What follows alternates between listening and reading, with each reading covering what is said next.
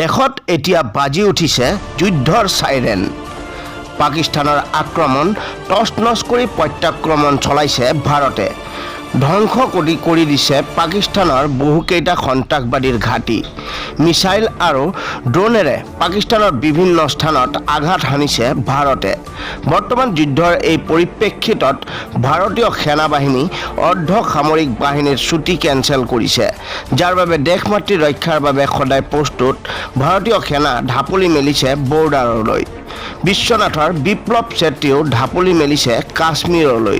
উল্লেখ্য যে বিশ্বনাথৰ গলীয়া গাঁৱৰ গোপাল চেত্ৰী আৰু মীৰা চেত্ৰীৰ সৰু পুত্ৰ বিপ্লৱে যোৱা 5 মে বহু দিনৰ পিছত ছুটি লৈ আহিছিল ঘৰলৈ।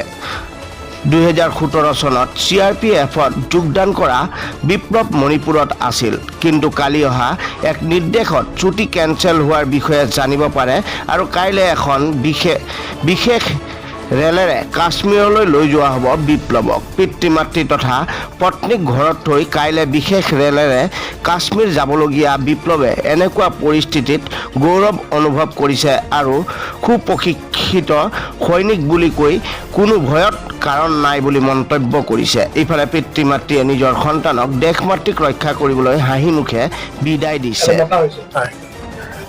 মই আহিছিলোঁ 5 তাৰিখে ছুটি, 1 মাহ ছুটি আহিছিলোঁ। যোৱাকালি মোক ৰাতি ফোন কৰিলে, এনেকৈ পৰিস্থিতিৰ কাৰণে আমাৰ কোম্পানীটো মণিপুৰৰ পৰা যাব জম্মু কাশ্মীৰলৈ। তুমি ৰাতিপুৱা 8-9টা বজাত গুৱাহাটী ষ্টেচনত পাবাহি। তাৰ পৰা আমাৰ স্পেচিয়েল ট্ৰেইন আহি আছে মণিপুৰৰ পৰা। এতিয়া আজি ৰাতি ওলাম আৰু এতিয়া পৰিস্থিতি চবে গম পায় কেনেকুৱা হৈ আছে। সেইটো কাৰণে এতিয়া দেশৰ ৰক্ষাৰ কাৰণে আমি যিহেতু CRPFত ভৰ্তি হৈছোঁ, আমি কচম খাইছোঁ দেশৰ ৰক্ষা কৰিবৰ কাৰণে। এতিয়া যাব লাগে, প্ৰথমতে নিজৰ কৰ্তব্য পালন কৰিব লাগে, পিছত তাৰ পৰিয়াল হ'ব। প্ৰথমতে দেশ প্ৰথমতে, তাৰপিছত পৰিয়াল হ'ব।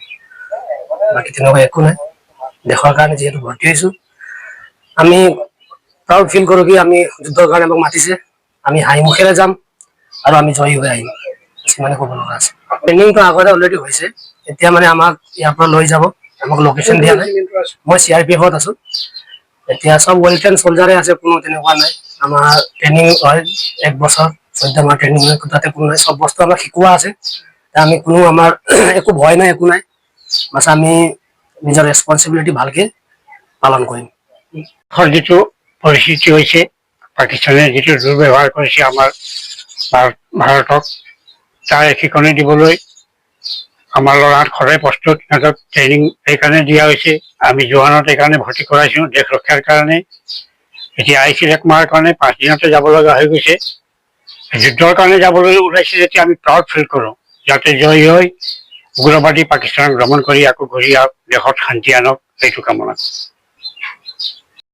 হয়, তেওঁ ছুটি আহিছিলেহে, আহি তেওঁ আকৌ এবাৰ যাব লগা হৈছে, যিহেতু তেওঁক ৰিকল কৰা হৈছে তাতে ডিউটি জইন কৰিবৰ কাৰণে। যিহেতু তেওঁ মণিপুৰত আছিলে পষ্টেড, এতিয়া তেওঁ যাব লাগিব জম্মু কাশ্মীৰলৈকে। তাতে তেওঁক মাতিছে, তাতে তেওঁৰ ডিউটি হ'ব এতিয়া, তাতে তেওঁ জইন কৰিব লাগিব। তেওঁ যাওক, তেওঁ যাতে গৈ ভালে ভালে তাৰ পৰা ঘূৰি আহিব পাৰে, যুদ্ধত জয় হ'ব পাৰে, মই তেওঁ সেইটোৱে বিচাৰোঁ। আৰু সকলোৱে যাতে ভালে ভালে থাকে, যিমানবোৰ আছে সৈনিক আমাৰ দেশৰ ৰক্ষাৰ কাৰণে যিবোৰে ডিউটি কৰি আছে, সকলোৱে যাতে ভালে ভালে থাকি যুদ্ধৰ কাৰণে জয়ী হ'ব পাৰে।